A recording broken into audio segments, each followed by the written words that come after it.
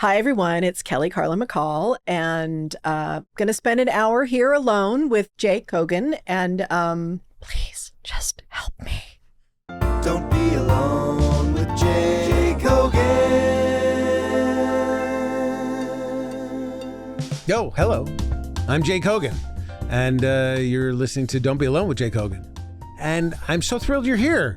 It's so great to have people who like the show, and a lot of people have been liking the show and been telling me they like the show, and it's been a real honor. So thanks. And if you have a chance, I'd love to hear from you. Write to me at dbawjk@gmail.com. That's dbawjk@gmail.com with all your questions and comments. Please write questions for me and my guest to answer actually on the show. You'll get a shout out. I really appreciate hearing from you.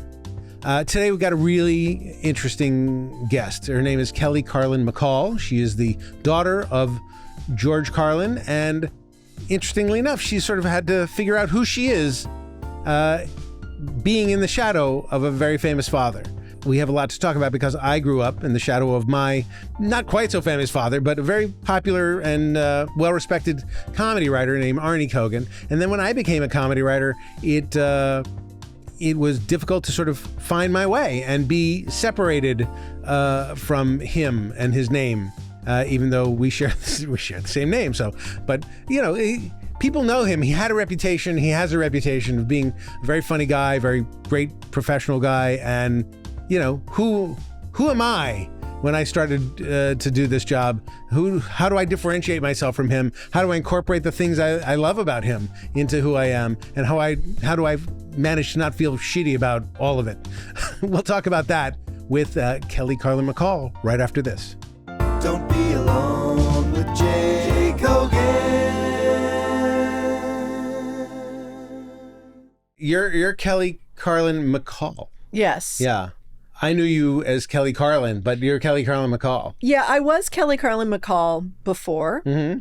And I'm, one goes through identity life issues in their life. And when my dad died, maybe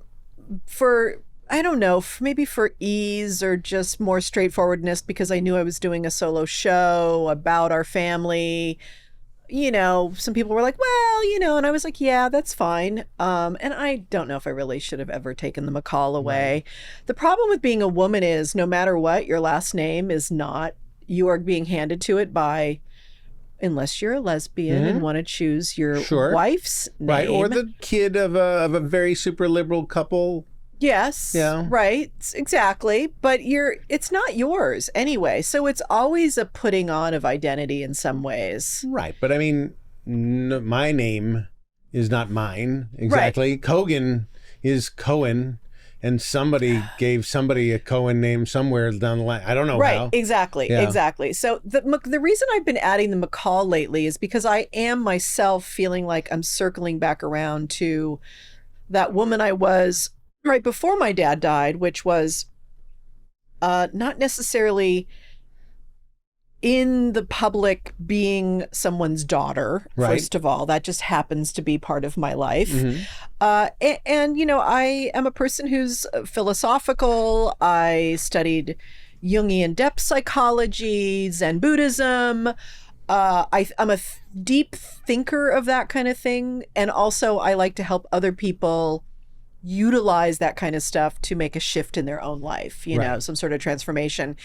And adding the McCall for me is just like a way of me being a little more separate than that other identity. I had to go play in that other identity for a while, I feel like, to like grow myself in some ways. Let's talk about this. So officially welcoming you, I'd like to welcome you to the show. So Kelly Carlin-McCall, as you are now in your new identity.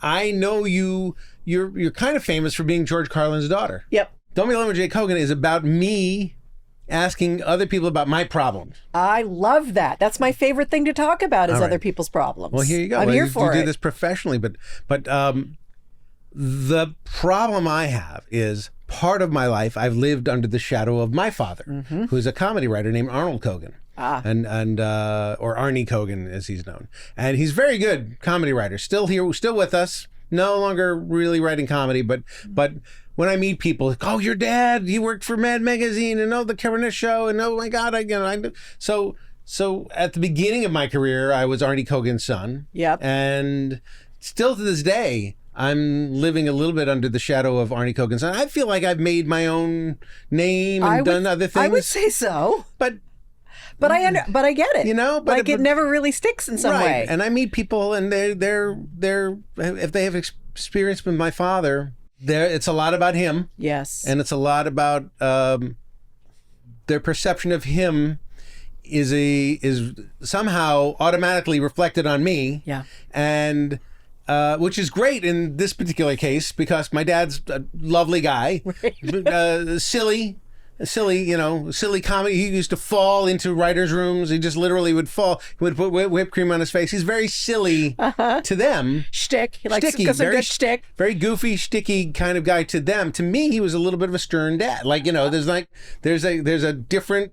There is different to being a son than being a fan or being a colleague or. Right. Yeah. So, I mean, how have you negotiated being, you clearly have embraced a lot of it, being George's daughter. I mean, he's obviously a hero to anybody who loves comedy. And here it starts right now. The word hero just walked into the room. Right. But I'm saying my dad is not considered, he's the whipped cream on the face guy. He's not exactly the hero. But how do you embrace it? How do you separate yourself? How do you make the different, how do you become you?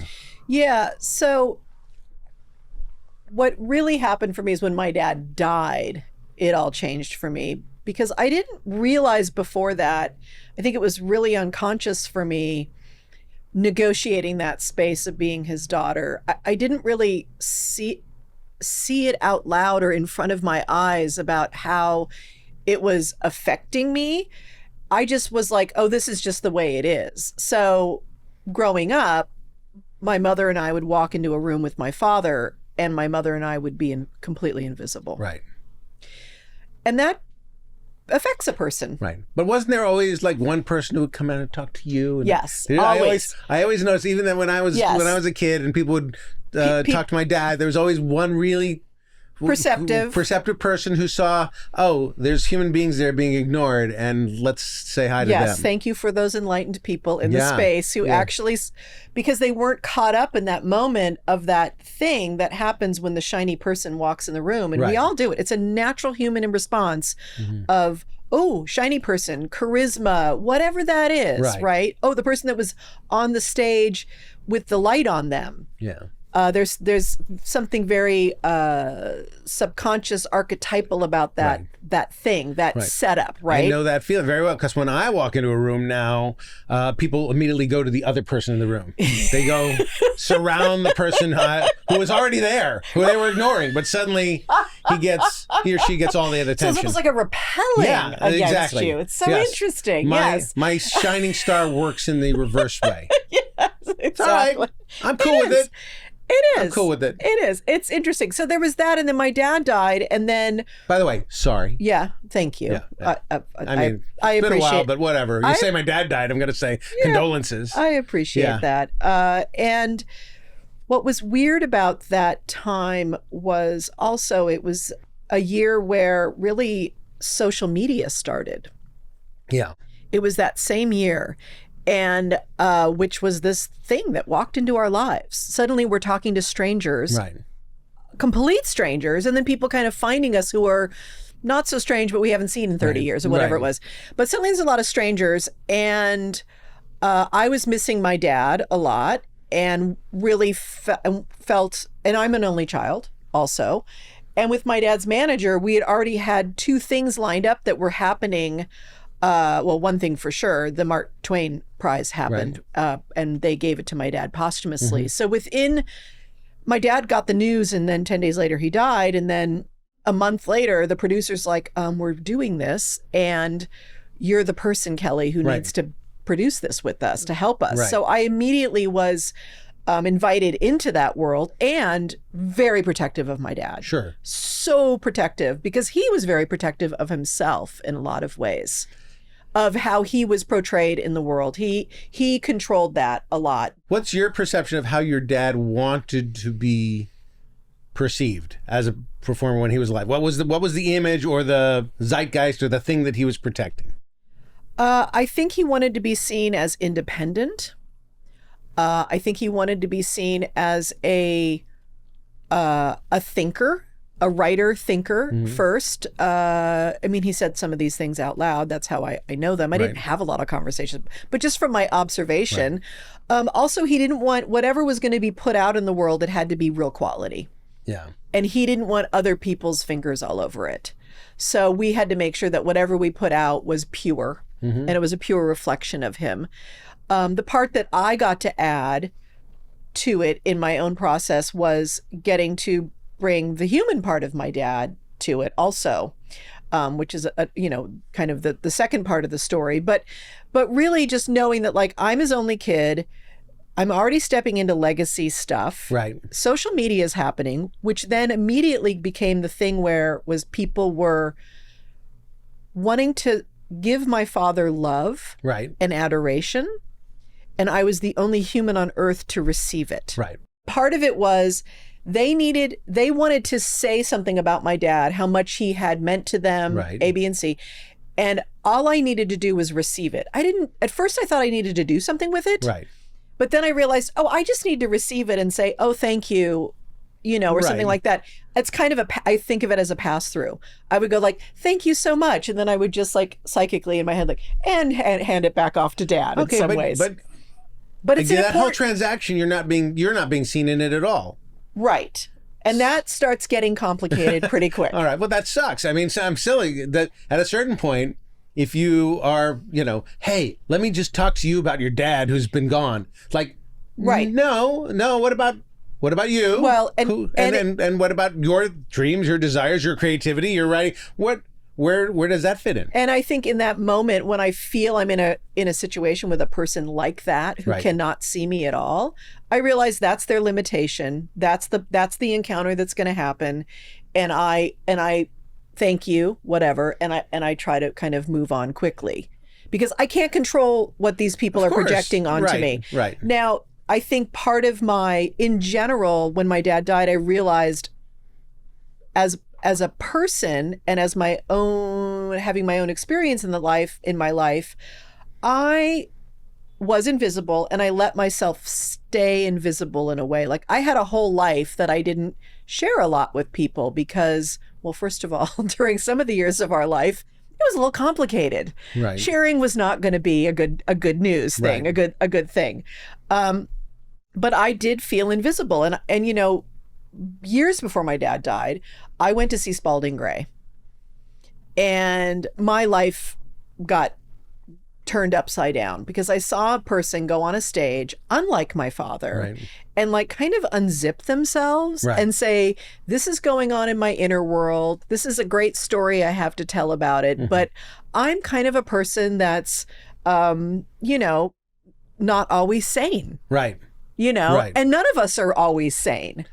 Yeah, none of us are always as crazy as Spalding Gray, but yes. Right, exactly. Right. But he set such an interesting bar because it's like, well, if you can be as crazy as Spalding Gray and tell that great of a story and be willing to do that work, because I think all performance art is very fascinating. And it was so opposite of what my dad did. Yeah, your dad was sort of intellectual and over here. And never talked about his real interior life or his life at all. People never knew my dad was married and had a kid. True. Your dad's point of view was all that he was offering at any given time. Yeah. And, he talked about three things that always fed him.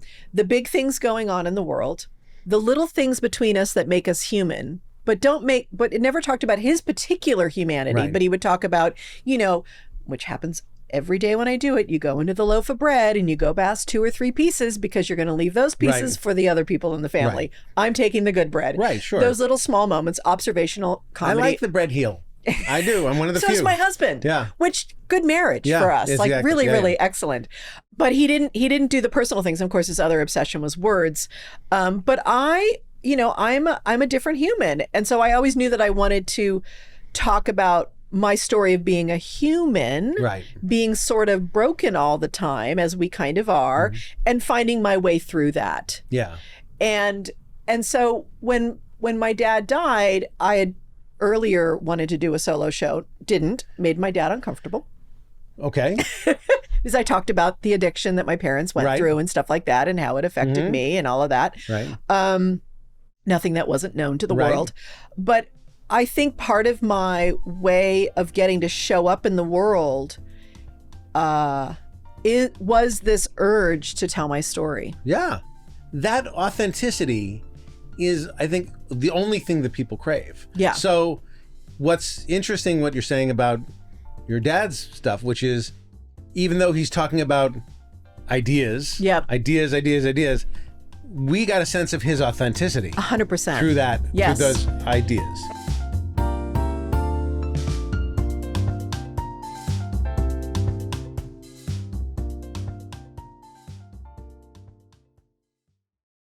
Don't be alone with Jake Hogan. Everyone feels they knew the man, and they would call him Uncle George. Right. I got so many people like, oh, I see him like an uncle to me. I stopped feeling like I knew who he was when he started getting super dark about the world ending and totally all that fair. kind of stuff. So, like, and that was a personal. I thought I knew who he was, and then I was like, I'm on board, and then I felt like, oh, I don't know who he is. Yeah, and that's really fair, and I think my mother and I also felt that about it too. That some of it was like shutting his heart off from the world. Yeah, hating humanity and no, see, that's where he would push up against. Never hated humanity. Okay. Hated the people that used power and greed to manipulate humanity. Right. So the behavior of that was what he hated. Humanity, and he would always say, I love, when he met people on the street, or if you've ever met him, anyone who met him, my dad. I did meet him. It was a very warm human encounter. Warm, lovely man, sweet. I met him at a weird time. He was doing his TV show. And I don't think Which was a difficult time for him. I don't think he was having the greatest time. He was life. having a very difficult time those years. Yeah. But still warm and beautiful and exactly who you'd want him to be when I met him. And that's who he was. Yeah, right. The reason he hated the TV show, he loved being part of that group of actors where they would get together and they would shoot the shit and have fun. And then what he hated about it was because he was a writer of his own material, having to go for the creative stuff with his name on that show and not being in control all the time of that, never being in control of that writer's room. Right. So yeah. It's one of those things where it's a little bit of a devil's bargain, but if you can embrace it, if you can truly embrace it, you have a shot of actually enjoying your life. Well, yeah, and I mean, you look at putting aside Roseanne where she is today, but looking how Roseanne tried to manage her show all the time, same thing. Her persona, her point of view built the foundation of that show. And how she tried to control every bit of it will make you crazy. And it absolutely did. Ray Romano did it in a slightly different way. Yes. And teamed up with somebody that he really trusted with his voice. And even though Ray sat in the writer's room and did all that kind of stuff and approved stories and all that kind of stuff, he also let the writers write. Yes. Yeah. It's different personalities there, I think. Yeah, for sure. Yeah. So I don't know where we are in the conversation, but I would be, if given the chance to be the star of a TV show and not write a show, it's a dream of mine. That's fantastic. Really? Oh my God. Let great writers sit there and write. It's so hard. Writing's so hard. I know. It's such miserable, sad existence and but one you've chosen, Jay. Yes, I know. But or did I? Right. Or did I? Was it foisted upon me because my father was a writer? Yeah. Am I being individually Jake Hogan, or I'm just being Arnie Kogan's son? Well, this is the thing. So you chose to walk right into the fire of that aspect of the shadow, which was you chose to be a writer. Not in the same genre as your dad. But no, he wrote for TV too. He's a sitcom writer. Yeah, okay. Yeah, he did it all. So he did you variety, really walked into the fire of it. Right. Whereas I never wanted to be a stand-up per se, but being in front of an audience, getting a room to be moved emotionally. I mean, I love making people cry more than I love making them laugh. But getting that first laugh on stage, you relax. Okay, they're on my side. We've got allies. And then I like to take them somewhere where they're going to their heart's going to crack open. What's the archetype fan the George Carlin fan that showed up at your show? Was there an archetype kind of person, or was it just varied a million different people? I think there was a kind of a couple of variances, one of which was people who were just thoroughly curious about what he was like at home and a dad. And then people who got to know me on social media and knew that I was kind of a deep thinker and a deep liver kind of a person and, love psychology and stuff. And knew a little bit about my story and were really curious about that part of it. But generally, in the world of marketing, it's called a Carlin Home Companion. Right. I'm not an idiot. Right. No. Well, it's an asset you have. It is. So you get to use it. It is. And I try to use it with trust. I try to respect it. Right. And I try to do it in a way that people are walking out with something. And that was, for me, that's always the important thing, is the takeaway. Another topic here, which is I spent my life with the bar up here, which is like, if 5,000 people aren't stomping their feet and chanting my name, then whatever I do is not enough. Okay. That's insane. A fucking crazy bar. Sure. So about 10 years ago, I actively lowered the bar. Like this visual bar went down to here with like, okay, that's ridiculous. But the way our culture is and celebrity and the way we kind of worship the outlier. Right. All you the don't time. have to tell me this show is taking off like a rocket. I can't walk into into a restaurant without people shouting, "Don't be alone with Jay Kogan." So go ahead. Tell your story, but whatever.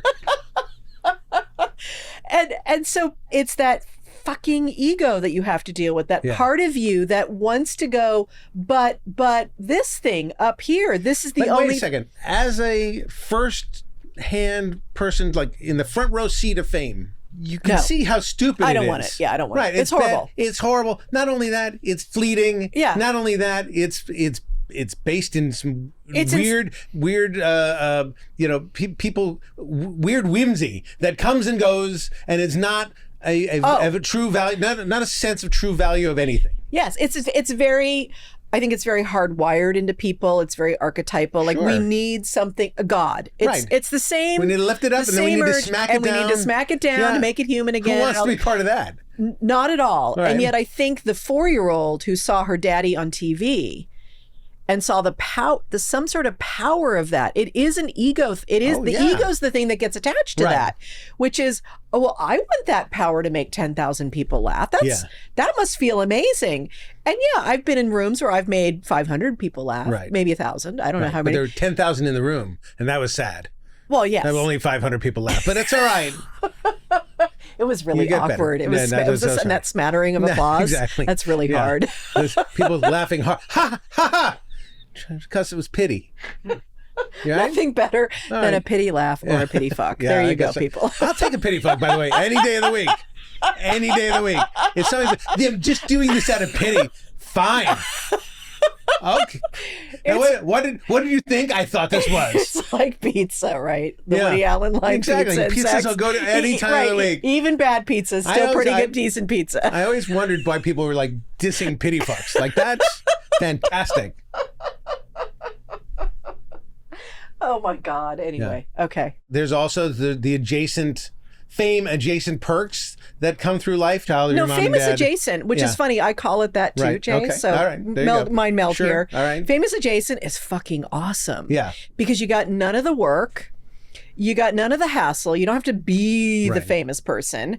And you get to just show up in Vegas and get the cabana that comes with the room. Right. And the $100 food thing. Sure. I mean, it's fun. It's fun. And it's fun. And you get to walk into a restaurant and not be bothered if you don't want to be. This is true. Which is really nice. Yes. And it is weird when I do every once in a while get recognized now. But no, it's a pleasure every now and then because it doesn't happen as often as it did for like somebody like your pop. Right. Like when I get recognized, it's like, hey, I feel like I'm, it's charming. Yeah, it's charming. It's an amazing moment. Right. And it doesn't happen very often, but it always is that thing of like, somebody paid attention to something I said or did. That's exciting. I'm getting recognized from this pod. People stop me. It's like, aren't you the guy from the podcast? I that's fantastic. That people are listening recognizing me. and apparently participating. watching. And apparently watching the YouTube. Hi. Yes. Yes. But that's kind of fun. Nobody's given me the cabana yet. I mean, that's not yet. Yes. But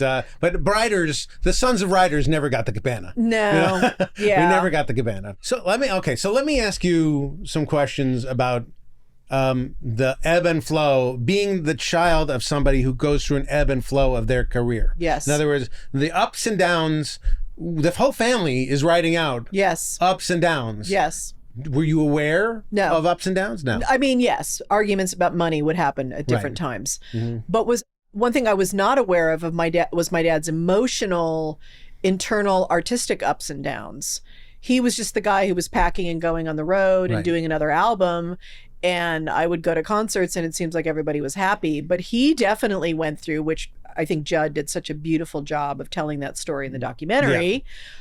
George Carlin's American Dream. If you haven't watched it on HBO Max, It's fantastic. that he really, and that was when I did my solo show. That was the part of my dad's story Paul and I really hung on to also was my dad's ebb and flow, which was, my dad wrote about in his last words autobiography, and used that flow to kind of then match up the family stuff for my solo show and my memoir too.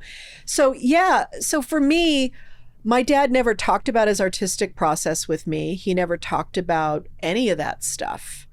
My dad Did you ask? No, our family was a don't tell, don't ask family. We were very codependent. Lots of things were swept under the carpet all the time. Yeah. So we walked on a lot of eggshells. Right. But we also had a lot of fun. I mean, it wasn't like it was terrifying all the time or something, but just emotionally and those kind of inner things were off limits because we'd been through a lot and there was so much chaos at times to deal with. So now it's time for something we like to call question time, where I have questions from the internet that was specifically for you. It's question time. What are some valuable lessons you have learned as a businesswoman? This is from Art of Water. Oh, great question. That you need to ask for what you want in business. So one of the most uncomfortable things about business is you have to deal with things called money. Mm-hmm. It's hard. It's hard when you want to be an artist type and never... Yeah, it shuts me down. Never learned that. Like, I leave my body kind of a thing. I had to hire a business coach to teach me how to stay in my body when I talk about money. Mm-hmm. And that money is ultimately just an exchange.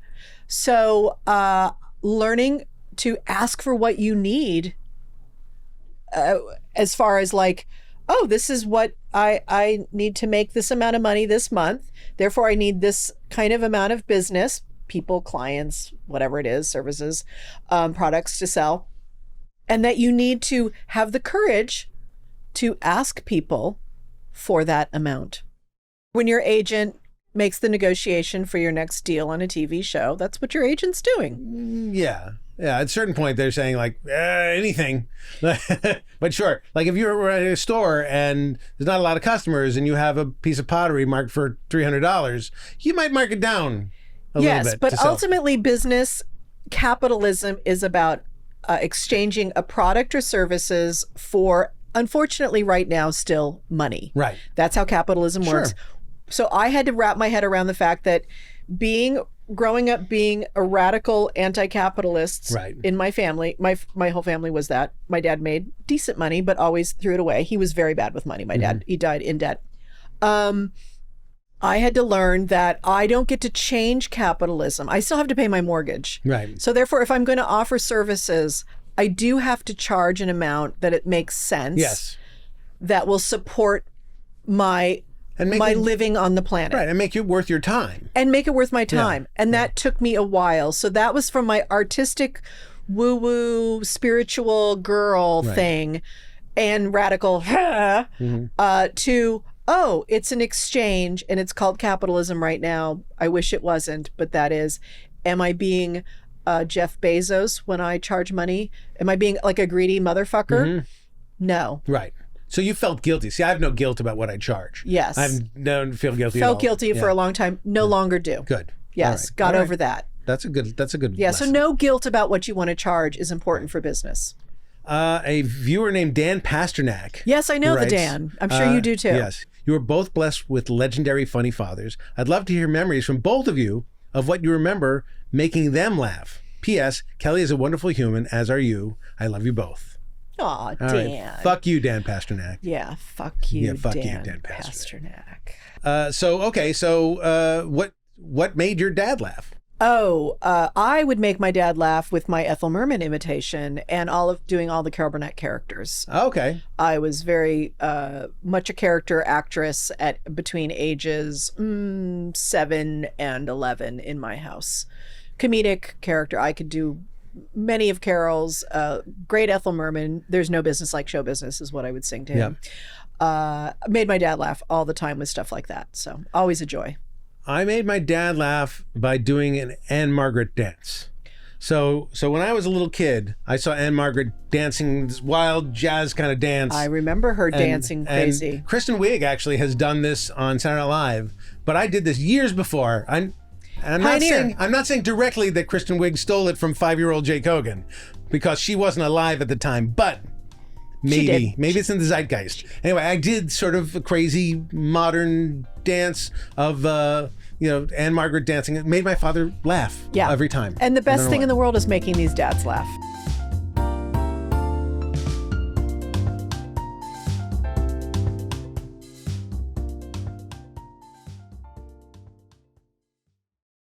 Don't be alone with Jake Hogan. Grayson writes, armpits, assholes, crotch, and teeth. This is my mantra for quick showers, or Carlin showers as I call them. How often, what does she think of her dad's advice on hygiene? Was it the same advice for his kids as it was for his audience? My dad was not in charge of my hygiene. Okay, good. Ever. It was more of a mom department. Okay. And if you want to go hard hitting, Grayson continues, I'm curious to hear more about the recent lawsuit over the AI generated Carlin stand-up hour. What is that?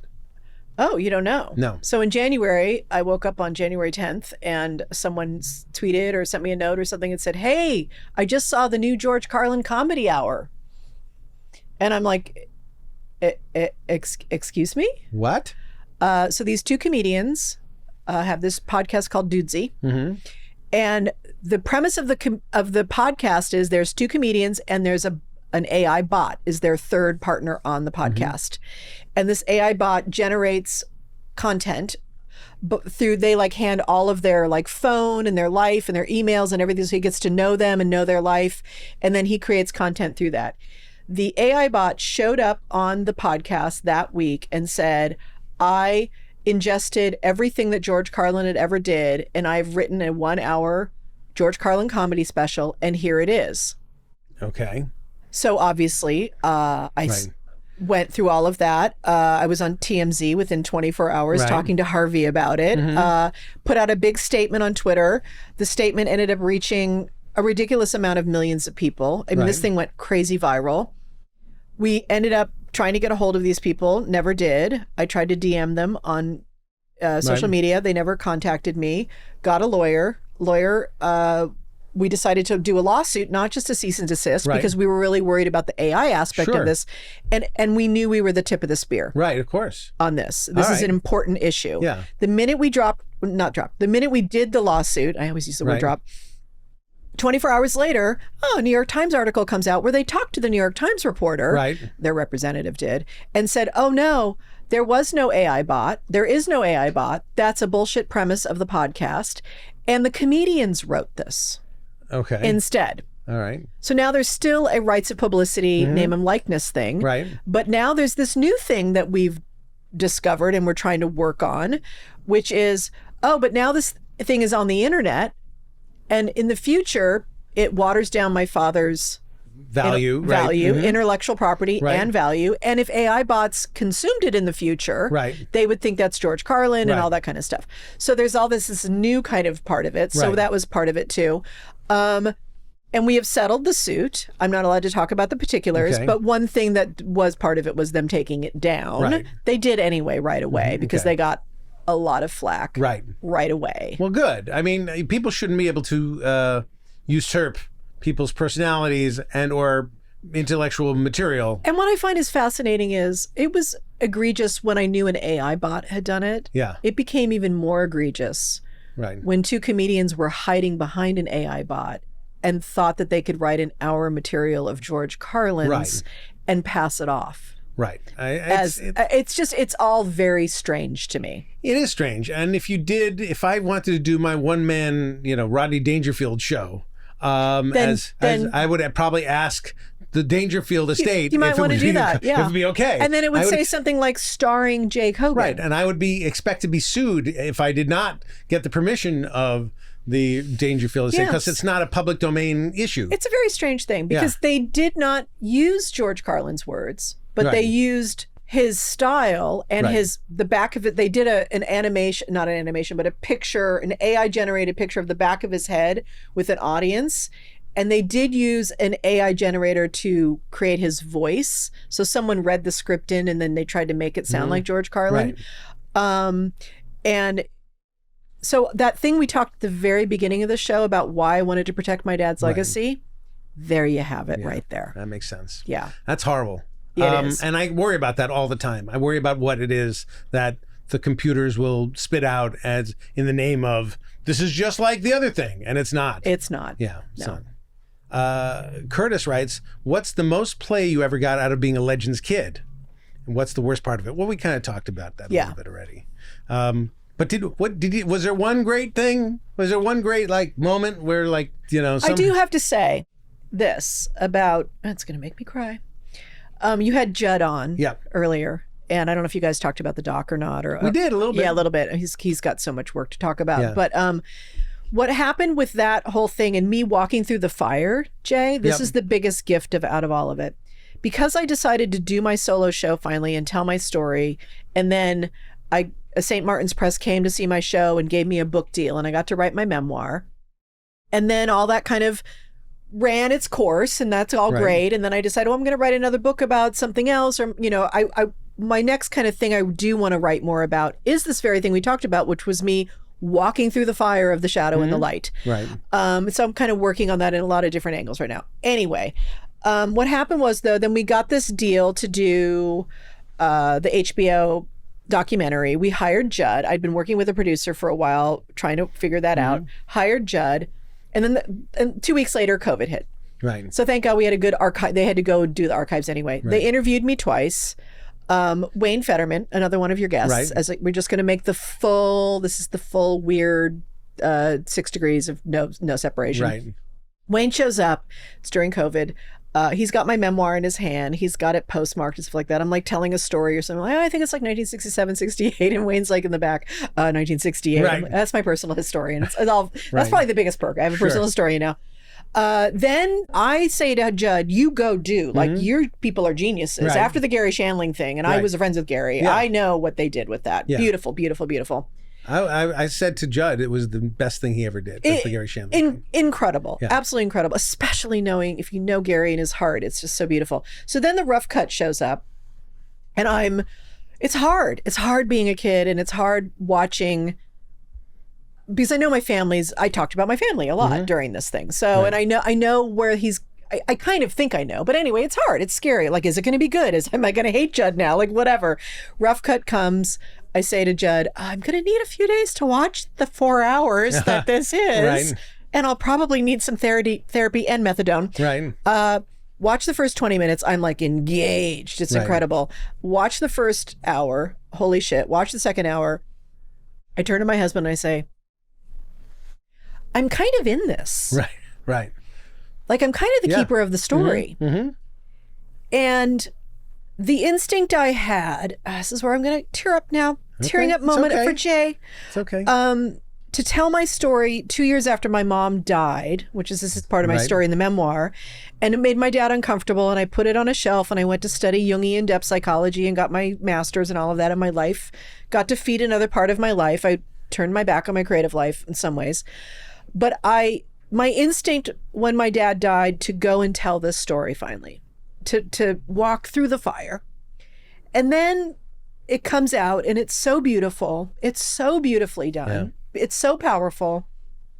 And then and this is where the showbiz part comes in. We get nominated for an Emmy. I never aspired to win an Emmy in my life, but you get nominated and you do have the moment where you're like, it really is okay just to be nominated. Right, sure. It's incredible. Like there's 5 people on that list. Right. And there's 200 fucking whatever. It's incredible honor. It's not that much bullshit. There's a lot of bullshit in this town. Right. And there can be. And then you're with this amazing group of people. And then, of course, I'm so shy and so awkward about all of this. We go to the Emmys the night before. We have a dinner with HBO, which you kind of the executives give you a nice dinner or whatever. And I'm thinking, oh, this is where we all talk about who's going to go up if we win or something.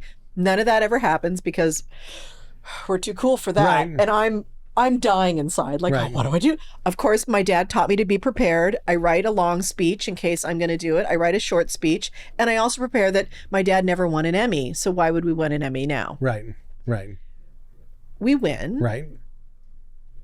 We all walk up. Judd goes like this to the microphone, gives me the mic. Right. I had my beautiful speech By the way, lovely for Judd to do. Like in the moment, I was because like, we both know Judd wants to take the mic. oh, so how giving in that moment for Judd to give you the mic. That's fantastic. That's who Judd is. Of course it is. Human being. Him and Mike Bonfiglio too. The whole crew. Amazing people. I get up there. I have a joke at the end. I do it. It kills. The place laughs. Nothing better.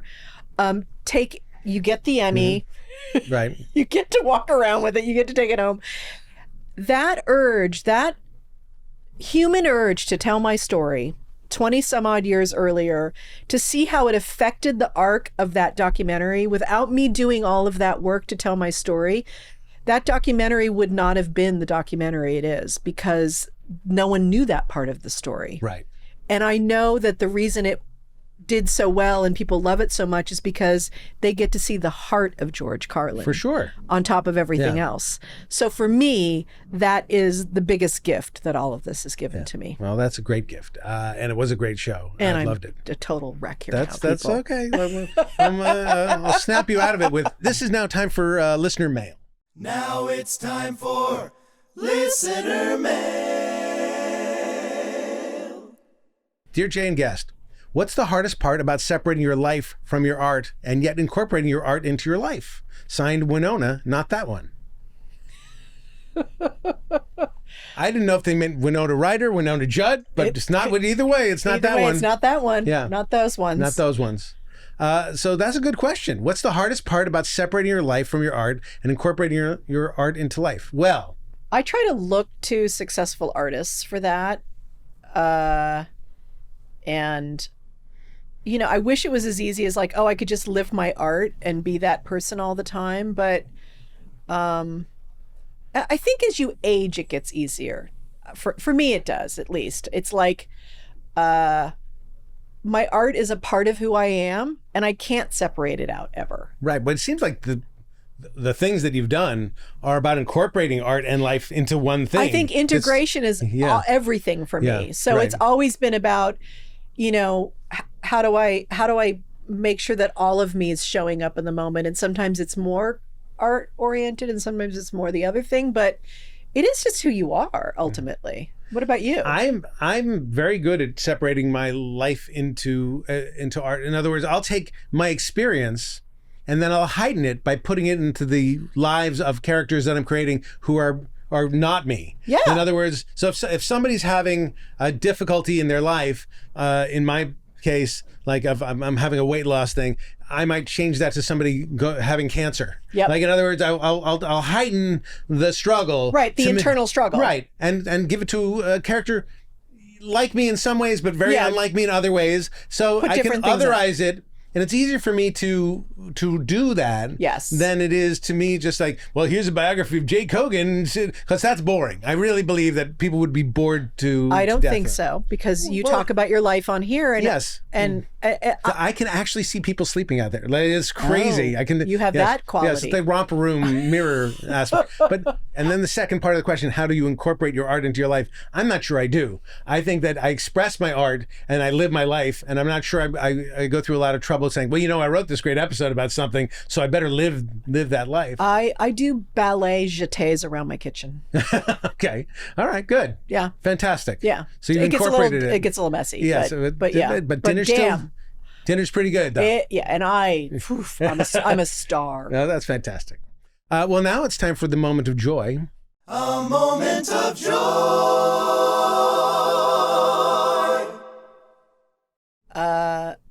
The bird feeder in my front yard. You're the second guest on my show to talk about a bird feeder. That's interesting. Yeah, and we have a little bowl of water too that we put out, and beautiful thing. So you're feeding the birds, you're watering the birds, and you get joy when they come to the thing. Oh yes, just watching them be. You live in the city. You desperately want nature, and knowing that you're helping out a little bit, and they're gathering and they're doing bird things, and you got the mourning doves, and you got the sparrows, and you got the crows come, and everyone leaves when the crows come, and everyone's got their own little niche. Love it. I had a bird feeder out, and it was great, but it was all these homeless people were around, and I had to scream at the homeless people to get away from the bird feeder, because I want to watch the birds feeding. I'm joking. It's awkward, it's very Jay. sad. Very I know. sad. No, I was just thinking, like, yeah, we all get satisfaction watching nature do that, and then I drove by people in the street, living in a bus bench, and I'm very good at ignoring it. That's terrible. We could feed people. We could, and there are people who do feed people. I know, but I'm just saying. And people are being fed. I'm not saying you're wrong, but I'm just saying, like, I have exactly the same thing. If I fed a squirrel, I feel great about it. And if I feed a homeless person, I have many suspicions and issues. I don't. I take homeless people for what they are, whether it's mental health issues or addiction or whatever it is. If I'm going into a store and I see someone, I'll say, do you need some food? I'll buy them I'll buy them a sandwich too. Yeah. My dad always gave lots of money out to people on streets. I know it's a personal problem. It's a systemic problem. It's a lot. It's too many things for me to solve in one day. Yeah. But if I can give someone a sandwich or something in the moment, I will try to do that. I was going to this 7-Eleven on Wilshire near Barrington. And, I know it well. And there was a person out there who said, "Sir, could you buy me a sandwich?" I said, "What do you want?" I said, "I want the Italian sandwiches in the." I said, "All right." So I got him an Italian sandwich. And then a few days later, I came in, and then the guy said Italian. He just ordered it. Yeah. He just like Italian. Yeah. And he dehumanized you. He dehumanized me. Yeah. And guess who bought him an Italian sandwich? You did. Yeah. Yes. Because okay. But it was so funny. We just switched so easily into the role of waiter. Like from some humanitarian to waiter like that. So I don't know. That's interesting. Yeah, it did happen. That's amazing. Oh well. Well, thank you for being here. Oh my I really God. appreciate it. This has been great. Thank you for having me. I've learned so much about you and me. A little bit I about hope me. I helped a little. You did. I mean, listen, I think just talking about the idea of growing up in sort of the shadow of your parents is something that we all could relate to. You're not alone, Jay. Yeah. That's what I want you to know. I have one more Emmy than my father. I have one extra. So do I, Emmy. because my dad didn't win one either. So doesn't it feel good? One more. Anyway, thank the viewers, for being here, the listeners. If you have anything to say to me, please communicate with me at dbawjk@gmail.com. I do respond to all emails for sure. I try to respond to the comments you leave below on the YouTube thing. That's a lot. Yeah, but it's a lot. But I do respond to the emails, so please write to me at the emails. Criticisms are welcome. I've gotten a few, and they've been helpful. And thank you, and thanks for all the compliments. And don't be alone. Go have a conversation with somebody in person. Call a friend. Spend some time with somebody. You will feel better. And I'll see you next time. Don't be